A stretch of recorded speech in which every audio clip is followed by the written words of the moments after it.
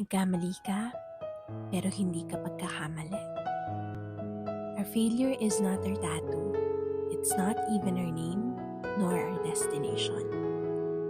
Gusto ko lang magpasalamat sa Diyos at sa biyayang hinamak ang lahat, maligtas lamang ako.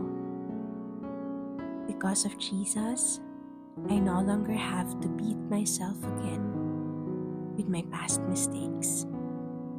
Sabi ko nga, siguro kung walang Jesus, ang makukwento ko lang ang yung pangit na nangyari sa buhay ko.